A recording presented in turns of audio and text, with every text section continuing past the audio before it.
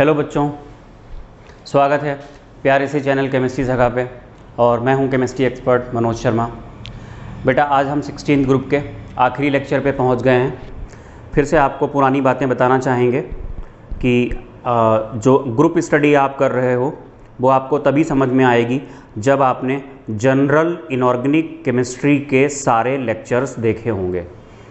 जो प्लेलिस्ट है जिसका नाम है GIC/P ब्लॉक करके, उसमें शुरुआत के 10 लेक्चर्स जनरल इनऑर्गेनिक केमिस्ट्री के हैं। पहले आप उनको देखिएगा, वहाँ पे सारे कॉन्सेप्ट्स दिए हुए हैं और उन्हीं कॉन्सेप्ट्स के बेसिस पे ग्रुप स्टडी को कंटिन्यू किया जा रहा है।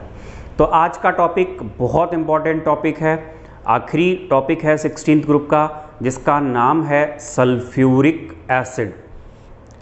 तो बेटा सल्फ्यूरिक एसिड जैसे कि आपको पता होगा एक बहुत इम्पॉर्टेंट रिएजेंट होता है।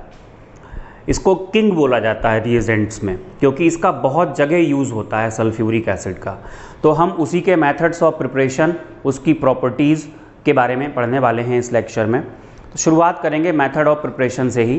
तो जो मेथड ऑफ प्रिपरेशन आपके सिलेबस में है वो केवल एक ही मेथड है, इंडस्ट्रियल मेथड, यानी कॉमर्शियली।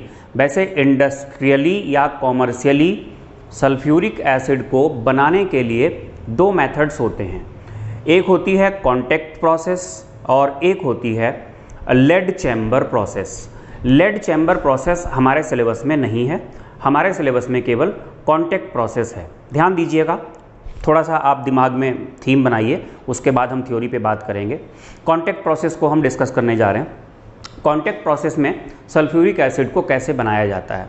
सल्फ्यूरिक एसिड को बेसिकली क्या करेंगे हम, पहला स्टेप जो हमारा होगा, 3-4 स्टेप्स में हम डिवाइड कर लेते हैं। पहला स्टेप होगा SO2 बनाना। अब SO2 आप कहाँ से बनाओगे? सल्फ़र की बर्निंग से बना सकते हो।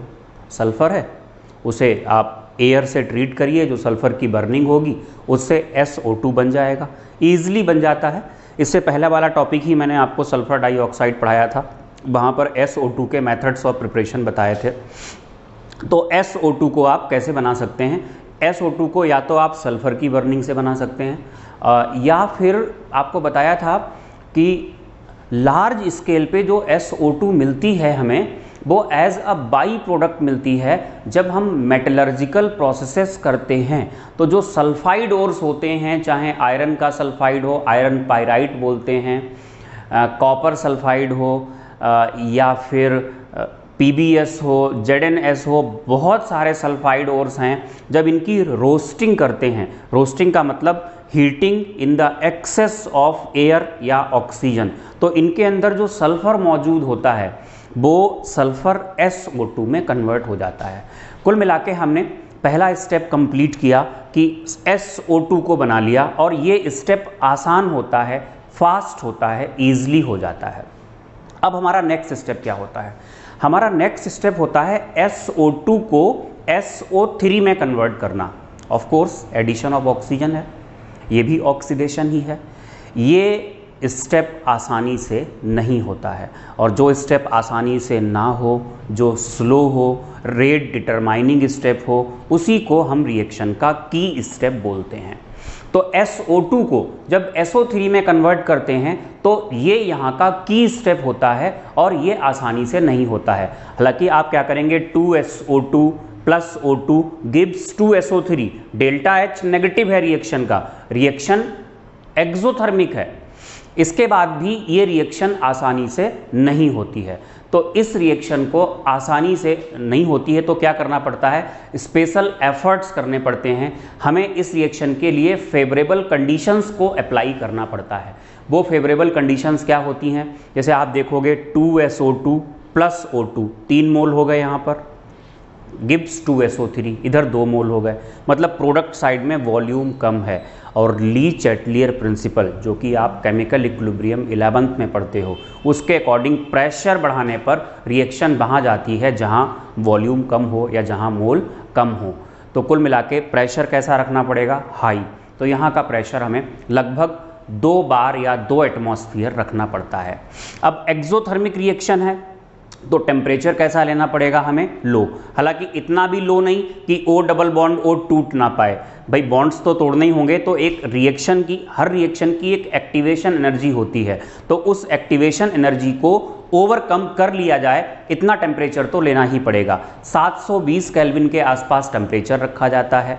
और सबसे इम्पॉर्टेंट चीज़ तीसरी, जो हम यहाँ पर कुछ कैटलिस्ट्स का यूज़ करते हैं जो कि काफ़ी कॉस्टली होते हैं, बहुत महंगे होते हैं, प्लैटिनम या बेनेडियम पेंटा ऑक्साइड B2O5, इन कैटलिस्ट्स का यूज़ किया जाता है, ये रिएक्शन को फेवर करते हैं। और कुछ बातें हैं जैसे कि जो आप गैसेस लोगे SO2 प्लस O2, ये गैसेस डस्ट फ्री होनी चाहिए, मॉइस्चर फ्री होनी चाहिए, आर्सेनिक ऑक्साइड की इम्प्यूरिटीज़ नहीं होनी चाहिए, मतलब AS2O3, ये सब। तो ये क्वेश्चन पूछा गया है एग्जाम में, why the gases should be pure, या इसमें आर्सेनिक इम्प्यूरिटीज़ क्यों नहीं होनी चाहिए। तो आपको आंसर देना होता है क्योंकि जो ये इम्प्यूरिटीज़ होती हैं, आर्सेनिक ऑक्साइड की इम्प्यूरिटीज़ होती हैं, दे करोड द कैटलिस्ट, ये कैटलिस्ट का करोजन कर देती हैं, कैटलिस्ट को यूज़लेस कर देती हैं। इतना महंगा कैटलिस्ट जब बर्बाद हो जाएगा तो फिर ऑब्वियस सी बात है, कैटलिस्ट को हमें बचाने के लिए क्या करना पड़ता है, कैटलिस्ट के करोजन को बचाने के लिए हमें इन गैसेस को कैसा रखना होता है, pure, moisture free, dust free, AS2O3 arsenic oxide की इम्प्यूरिटीज से फ्री। तो कुल मिला के ये सेकेंड स्टेप है। सेकेंड स्टेप में हमने आपको बताया क्या करना है। पहला स्टेप क्या था, ध्यान दीजिएगा, SO2 बनाना। SO2 कहाँ से बनेगा, या तो सल्फर की बर्निंग से बनेगा या फिर कुछ सल्फाइड ओर्स होते हैं, जैसे बहुत कॉमन है FeS2 की बर्निंग से बनाते हैं, तो वहाँ से बना सकते हैं। कुल मिला के SO2 बन गया। SO2 को SO3 में कन्वर्ट करना, ये की स्टेप है, यहीं पर सारे एफर्ट्स लगाए जाते हैं। जैसे कि बताया आपको एफर्ट्स में high pressure, low temperature, presence of catalyst, या इसके अलावा बताया आपको कुछ इम्प्यूरिटीज़ वगैरह नहीं होनी चाहिए, ये सारी चीज़ें हमें यहाँ पर यूज़ करनी पड़ती हैं। SO3 बन गया। तो बेटा SO3 बन गया, अगर हम चाहें तो SO3 को वाटर में डायरेक्टली इंट्रोड्यूस करा दें, SO3 प्लस H2O बन जाएगा H2SO4, लेकिन हम ऐसा डायरेक्टली करते नहीं हैं, ये भी क्वेश्चन एग्जाम में पूछा गया है। करते क्या हैं पहले बता दें आपको, हम जो SO3 बनती है, SO3 को H2SO4 में एब्जॉर्ब करवाते हैं। ये यहाँ का तीसरा स्टेप होता है, absorption of SO3 into H2SO4। जब SO3 को H2SO4 में एब्जॉर्ब कराते हैं तो ओलियम बनता है, H2S2O7, ओलियम बन गया। ये तीसरा स्टेप कंप्लीट हुआ, आसानी से हो जाता है। और चौथा स्टेप होता है जो H2S2O7 है, उसको वाटर से ट्रीट करते हैं, मतलब उसका डाइल्यूशन करते हैं। उस तरीके से आपको H2S2O7 प्लस H2O क्या मिल जाएगा, 2H2SO4। तो H2SO4 इस तरीके से मिल जाता है आपको। तो क्वेश्चन ये बनता है कि SO3 को डायरेक्टली वाटर में एब्जॉर्ब क्यों नहीं कराते हैं। तो उसका आंसर ये होता है कि वाटर में जब एब्जॉर्ब कराते हैं तो H2SO4 की जो डेंस फॉग बन जाता है, उसका H2SO4 का डेंस फ्यूम्स बन जाती हैं, और वो फ्यूम्स जल्दी सेटल डाउन नहीं होती हैं। तो इस चीज़ को अवॉइड करने के लिए हम SO3 गैस को डायरेक्टली वाटर में एब्जॉर्ब ना करा करके हम क्या करते हैं, H2SO4 में एब्जॉर्ब कराते हैं, ओलियम बनाते हैं, और बाद में ओलियम का डाइल्यूशन करके हम 2H2SO4, यानी एक H2SO4 तो वो हो गया जिसमें हमने एब्जॉर्ब कराया था, और एक H2SO4 हमें यहाँ पर एक्स्ट्रा मिल गया। तो कुल मिला तो वही H2O और SO3 की रिएक्शन से, लेकिन तरीका थोड़ा सा अलग हो गया। तो ये इस तरीके से हम कॉन्टैक्ट प्रोसेस से H2SO4 को सिंथेसाइज कर लेते हैं। लेड चैम्बर प्रोसेस हमारे सिलेबस में है नहीं। फिर यहाँ पर जो बोर्ड में लिखा हुआ है, फिजिकल प्रॉपर्टीज़ लिखी हुई हैं। फिजिकल प्रॉपर्टीज़ में कुछ खास नहीं है, जैसे ये जो H2SO4 होता है ऑयली लिक्विड होता है जिसका बॉइलिंग पॉइंट 600 केल्विन से भी ज़्यादा होता है, एक इम्पॉर्टेंट चीज़ ये है। और वाटर के लिए इसकी स्ट्रॉन्ग एफिनिटी होती है। और जब H2SO4 अगर कंसनट्रेटेड है, आपने अगर उसमें पानी डाला डाइल्यूशन करने के लिए, तो वाटर के साथ स्ट्रॉन्ग एफिनिटी होने की वजह से जब ये वाटर के साथ जब हाइड्रेशन होता है तो रिएक्शन हाईली एक्सोथर्मिक होती है।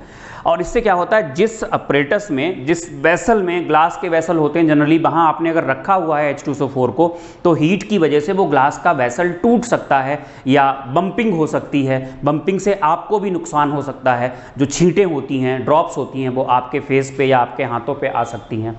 तो H2SO4 में पानी मिला के हम डाइल्यूट नहीं करते हैं, बल्कि क्या करते हैं, पानी पहले से ही होता है और धीरे धीरे उसमें क्या करते हैं, H2SO4 ऐड करते हैं। तो इससे क्या होता है ना, H2SO4 ज़्यादा नहीं जा पाएगा एकदम से। पहले तो H2SO4 बहुत ज़्यादा था, आपने पानी डाला, सारा का सारा पानी क्या किया, उसके साथ कंबाइन कर गया, जितना भी आपने पानी डाला, और तुरंत ही क्या हुआ, इतनी ज़्यादा हीट निकली कि वो हमारे लिए हार्मफुल हो गया। अभी आपने H2SO4 थोड़ा सा डाला, धीरे धीरे थोड़ा थोड़ा ड्रॉप बाय जब आप डालते हैं तो क्या होता है, H2SO4 कम पहुँचेगा, तो कम हाइड्रेशन जब होगा तो इससे क्या होगा, एनर्जी कम निकलेगी और जो हमें नुकसान हो रहे थे उनसे हम बच जाएंगे। तो ये सारी चीज़ें जो मैंने आपको बताई हैं, ऑलमोस्ट ये यहाँ पर लिखा हुआ होगा, हो सकता है कुछ चीज़ें कम हों या कुछ चीज़ें ज़्यादा हों। कम होंगी तो मैं आपको अभी लिखा दूंगा।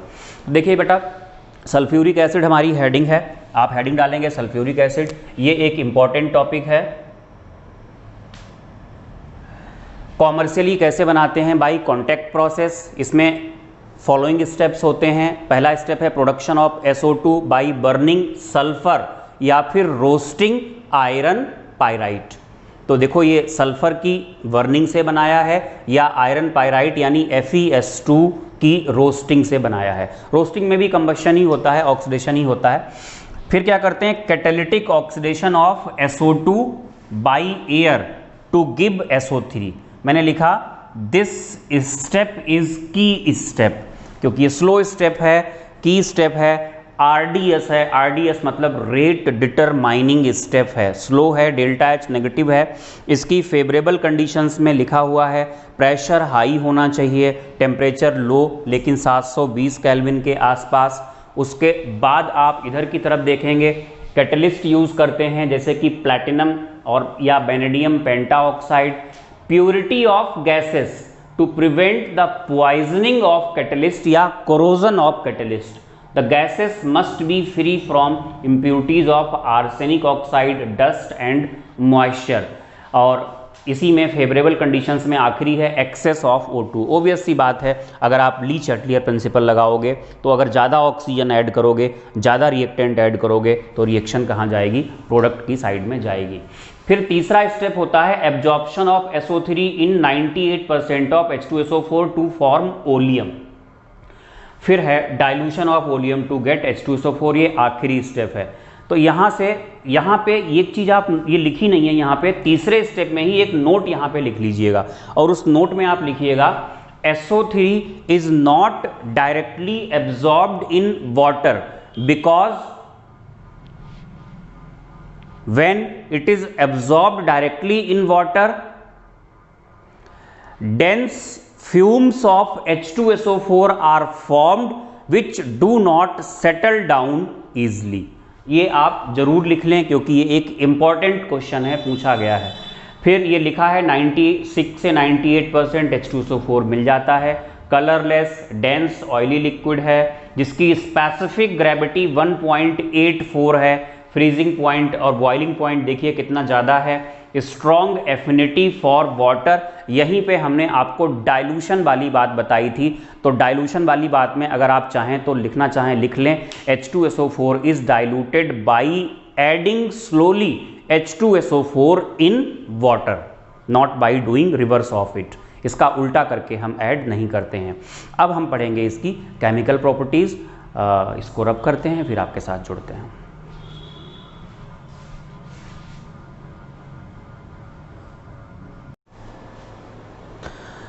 तो बेटा केमिकल प्रॉपर्टीज़ में देखिए, इसकी केमिकल प्रॉपर्टीज़, इसके कुछ खास बातें होती हैं, कुछ फीचर्स होते हैं इसके, उन्हीं पे बेस्ड हैं।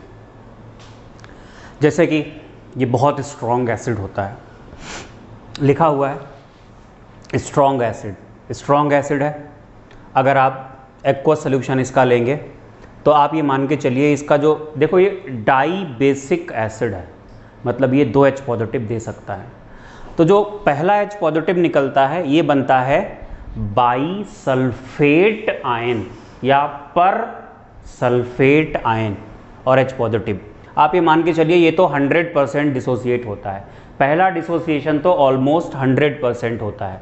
इसका दिया है डिसोसिएशन कांस्टेंट 10⁻³ है, मतलब प्रोडक्ट्स की कंसंट्रेशन अपॉन रिएक्टेंट इक्विलिब्रियम पे 10⁻³ है। दिस मीन्स बहुत स्ट्रॉन्ग है।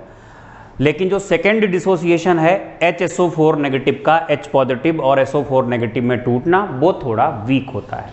लेकिन ये डाई बेसिक एसिड है। डाई बेसिक है तो ये 2 टाइप के सॉल्ट्स बनाएगा। एक तो वो सॉल्ट्स होंगे जब दोनों H निकल जाएं और उसकी जगह मेटल आ जाए, उसको हम क्या कहेंगे, देखो form 2 types of salts, normal या न्यूट्रल सॉल्ट। सल्फेट एग्जाम्पल इसका देखो यहाँ लिख रहे हैं, जैसे एग्जाम्पल है Na2SO4, तो इसको हम सोडियम सल्फेट बोलेंगे। इसको हमने न्यूट्रल सॉल्ट इसलिए बोला क्योंकि अब इस सॉल्ट के पास H पॉजिटिव नहीं है देने के लिए कि हम इसको Na2SO4 को पानी में डालें और फिर से H पॉजिटिव मिल जाएं, ऐसा नहीं होता है।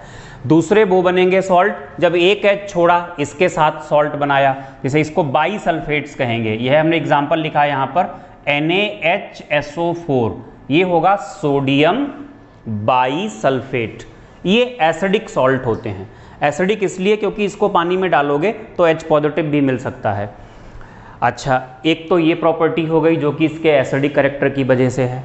दूसरी है बहुत, मतलब इसकी एक यूनिक प्रॉपर्टी है, इतनी ज़्यादा एफिनिटी वाटर के लिए किसी की होती नहीं है, स्ट्रॉन्ग एफिनिटी फॉर वाटर। इसलिए ये बहुत अच्छा डिहाइड्रेटिंग एजेंट होता है। बहुत सारे केमिकल्स को डिहाइड्रेट करने के लिए, उसमें से वाटर को रिमूव करने के लिए इसका यूज़ होता है। जैसे चेयरिंग ऑफ शुगर, ये ग्लूकोज का लैब में टेस्ट ही होता है कि ग्लूकोज सुक्रोज को आप डालते हो, H2SO4 डालते हो, तो सुक्रोज का आपने क्या किया, एक्वा सोल्यूशन लिया और कंसनट्रेटेड H2SO4 डाला, पूरा का पूरा टेस्ट ट्यूब में जो भी कंटेंट था सब ब्लैक हो जाता है। ब्लैक होने की वजह होती है कि ये यहाँ से सुक्रोज से 11 H2O खींच लेता है और 12 C, ये जो C होते हैं जिसको हम लोग शुगर चारकोल कहते हैं, क्योंकि शुगर से बनाया हमने ये चारकोल, तो ये पूरे सोल्यूशन को काला कर देता है। कुछ डिहाइड्रेटिंग रिएक्शंस लिखी हैं, ये फॉर्मिक एसिड है HCOOH। जब हम कंसनट्रेटेड H2SO4 के साथ थोड़ा सा हीट करेंगे तो क्या होता है कि भाई डिहाइड्रेटिंग एजेंट है, तो रिएक्शन याद रखने का सिंपल सा तरीका है, आप H2O निकाल दो, H2O निकालने के बाद क्या बचा, CO। तो ये झंझट ही नहीं है CO2 बनेगा या CO बनेगा, H2O निकालने के बाद देख लो क्या बन रहा है। ऐसे ही ये ऑक्सैलिक एसिड है, इसी से ट्रीट किया, पहले तो आप H2O निकाल दो, जब आप H2O निकाल दोगे तो ये निकल गया इतना पार्ट। इतना पार्ट निकलने के बाद एक तो CO2 बचा और एक क्या बचा, CO। तो ये सेकेंड प्रॉपर्टी इसकी हो गई। सेकेंड प्रॉपर्टी किस पर बेस्ड थी, strong affinity for water. Third property oxidising लिखी है, पहले थर्ड हम इसको ले लेते हैं। ड्यू टू लो वोलेटिलिटी, आपको पता है कि जो H2SO4 होता है वो बहुत कम वोलेटाइल होता है, इसका जो बॉइलिंग पॉइंट होता है वो 600 केल्विन से भी ऊपर है। तो इस प्रॉपर्टी का यूज़ होता है कि कोई मेटल सॉल्ट है यहाँ पे, जिस एसिड से भी ये सॉल्ट बना होगा, भाई सॉल्ट कैसे बनता है, बेस और एसिड की रिएक्शन से।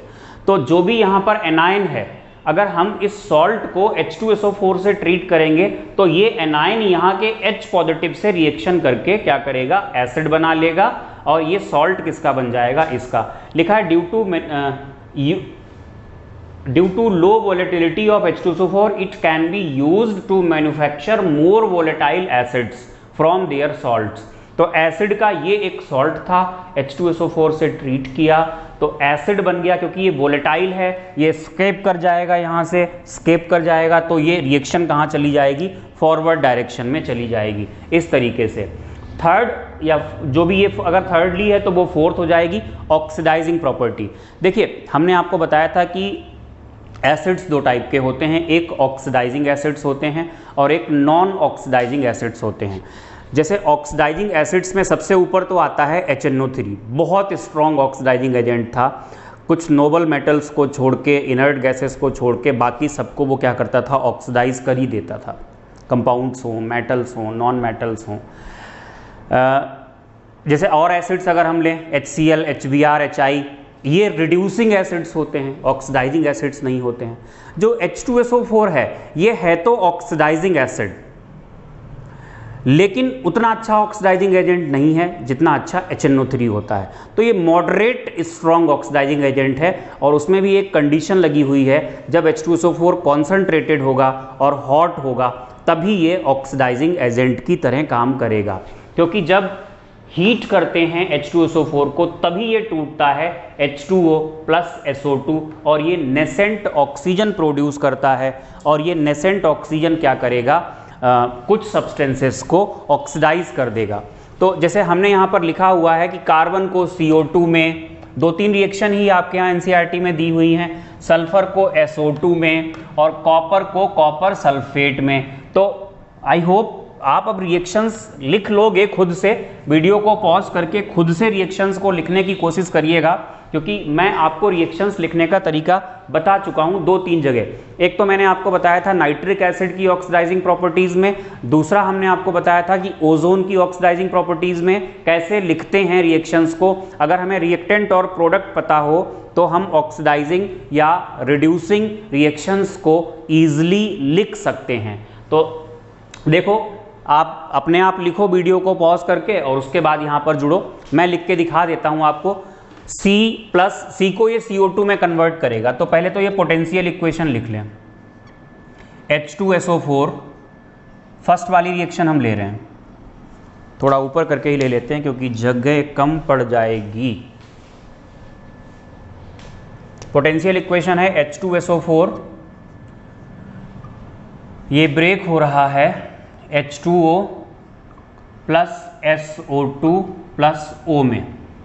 अब देखिए, C को अगर CO2 में ले जाना है तो क्या करेंगे, प्लस 2O इसकी ज़रूरत पड़ेगी, और ये 2O कहाँ से मिलेंगे, यहाँ से। मतलब हमें क्या करना पड़ेगा, हमें इसको 2 से मल्टीप्लाई करके इसके साथ ऐड करना पड़ेगा। कम से कम ऐड करने वाला काम तो आप कर ही लेंगे, तो इसको आप ऐड कर लीजिएगा, वो भी कर ही देते हैं। C plus 2H2SO4 2H2O plus CO2 plus 2SO2, ये कैंसिल हो चुके होंगे, राइट। सेकेंड रिएक्शन को अगर हम लिखें, सेकेंड है S को SO2, बेटा बिल्कुल सेम है, कुछ भी बताने की ज़रूरत नहीं है यहाँ पे, बिल्कुल इसी तरीके से आप लिख लेना। ये यहाँ ले जाएंगे, S लेंगे, 2 ऑक्सीजन की ज़रूरत पड़ेगी, क्या बनेगा यहाँ पर, SO2 बनेगा, और रिएक्शंस को हम क्या करेंगे, जोड़ देंगे। ये जो SO2 है वो SO2 के साथ ऐड करके CO2 ना होकर के SO2 आएगा, और यहाँ पर 3SO2 हो जाएगा। थर्ड वाली रिएक्शन हम आपको बता देते हैं। थर्ड है कॉपर को कॉपर सल्फेट में। पहले तो ये पोटेंशियल इक्वेशन लिखते हैं, H2SO4 H2O प्लस SO2, ये हो गई प्लस O पोटेंशियल इक्वेशन। अब अगर कॉपर को कॉपर सल्फेट में ले जाना है, मीन्स CuSO4 में, तो H2SO4 लेना पड़ेगा यहाँ पर, और अगर हम H2SO4 लेंगे तो सल्फेट आयन बैलेंस हो गए। अब हाइड्रोजन को बैलेंस करने के लिए आपको ऑक्सीजन की ज़रूरत पड़ेगी, तो ये बनेगा यहाँ पर H2O। यही तरीका होता है। अब इनको आप क्या करें, कैंसिल करें। जब कैंसिल करेंगे तो बनेगा H2SO4 के 2 आ जाएंगे, ये प्लस C होगा, इधर की तरफ बनेंगे 2H2O plus SO2 plus CuSO4। तो ये इसकी ऑक्सीडाइजिंग प्रॉपर्टीज़ हो गई जो आपको समझ में आ चुकी होंगी। लास्ट में हम लिखेंगे यूजेज ऑफ H2SO4। लिखिएगा, मैं डिक्टेट करता हूँ, आप लिखें, लिखिएगा। पहला, it has a large number of, पहला नहीं है, नॉर्मली लिखें ऐसे, it has a large number of applications and called as king of chemicals. अब इसका पहला एप्लीकेशन है इन केमिकल इंडस्ट्री, दूसरा इन फर्टिलाइज़र इंडस्ट्री, तीसरा in dyes, drugs, paints, pigments and detergents, चौथा इन पेट्रोलियम रिफाइनिंग, पांचवा in the manufacturing of explosives, छठा in metallurgy और सातवां है in lead storage batteries as electrolyte. ठीक है बेटा, तो ये इसके यूजेस हो गए। बेटा जी आपका 16th ग्रुप ख़त्म हो चुका है और 17th group 18th group already बहुत छोटे होते हैं, मेरे ख्याल से 2-2 लेक्चर आएंगे हार्डली उनके, और ये पी ब्लॉक आपका ख़त्म हो जाएगा। उसके बाद हम लोग डी एंड एफ ब्लॉक को लेंगे, उसमें भी बहुत ज़्यादा टाइम नहीं लगना है। जैसे आप देखेंगे कि जो पी ब्लॉक है उसमें 10-11 लेक्चर्स तो जनरल इनऑर्गेनिक केमिस्ट्री के ही आ गए, तो वो जनरल इनऑर्गेनिक केमिस्ट्री के लेक्चर्स अगर 10-11 हम हटा दें तो पी ब्लॉक के 15 लेक्चर्स ही बनेंगे जाके इतने बड़े चैप्टर के। अगर वो 10-11 ऐड कर दें जो कि आपको समझाने के लिए हैं, तो फिर लेक्चर्स का नंबर बहुत ज़्यादा हो जाता है, 25+ हो जाता है। लेकिन उसमें बहुत सारी चीज़ें ऐसी हैं जो आपको ऑर्गेनिक केमिस्ट्री में भी काम देने वाली हैं, क्योंकि जो जीआईसी हमने आपको पढ़ाई है उसमें थोड़ा सा आइडिया आपको केमिकल बॉन्डिंग, थोड़ा सा नहीं बहुत सारा आइडिया दिया है केमिकल बॉन्डिंग का, बॉन्ड पैरामीटर्स पढ़ाए हैं, स्ट्रक्चर निकालना सिखाया है, हाइब्रिडाइजेशन बताया है, फजान रूल से हमने आपको आयनिक करेक्टर, कोवेलेंट करेक्टर कंपेयर करना बताया है, वहाँ पे पी पाई पढ़ाया है, बहुत कुछ पढ़ाया है केमिकल बॉन्डिंग से। उसके अलावा हाइड्राइड्स, ऑक्साइड्स, ऑक्सी एसिड्स सबको हमने वहीं पे ले लिया था। तो इस वजह से जो जनरल इनऑर्गेनिक केमिस्ट्री है वो लंबी हो गई है, और पी ब्लॉक के 15 लेक्चर में अगर पी ब्लॉक ख़त्म हो रहा है तो ये काफ़ी छोटा ही है। तो आपको छोटा ही कंटेंट दिया गया, ज़्यादा नहीं दिया गया, जितने की ज़रूरत है उतना ही आपको दिया गया है, और होपफुली ये आप इजीली तैयार कर लेंगे थोड़ी मेहनत करके। देखिए ये मैंने आपको बताया था कि आप भूलोगे तो है ही इसको, आप एक बार अभी प्रिपेयर करोगे, असाइनमेंट लगाओगे, क्वेश्चंस आपसे ईजिली होंगे, आप इसको तैयार कर लोगे, उसके बाद आपको एग्ज़ाम से पहले ये एक बार ज़रूर करना पड़ेगा, क्योंकि इनऑर्गेनिक केमिस्ट्री हर कोई भूल जाता है, बड़े से बड़ा टीचर भी इसको भूल जाता है, और अगर वो पढ़ाता है अच्छे लेवल पे तो मे बी उसको शुरुआत में थोड़ा बहुत देखना पड़ता हो, एक आध रिएक्शंस हो सकता है मिस हो जाएं अगर हम ना देखें तो इसमें घबराने वाली कोई बात ही नहीं है। ये सच्चाई है कि इनऑर्गेनिक केमिस्ट्री किसी को भी याद नहीं रहती है। अगर हम हर साल ना पढ़ाएं तो हमें भी याद नहीं रहेगी, और हर साल पढ़ाने के बाद भी ये स्थिति होती है कि एक बार नज़र डालनी पड़ती है सारी रिएक्शंस पे, जिससे ये श्योर हो जाएं कि कोई भी रिएक्शन हमसे छूटे ना जो कि आपके सिलेबस में है। तो होपफुली आपके लिए ये हेल्प करेगा। थोड़ा सा फेवर हमारा कीजिए, आप चैनल को सब्सक्राइब कीजिए, लाइक कीजिए अगर वीडियो अच्छा लगता है, और प्लीज़ शेयर कीजिए। Thank you for watching.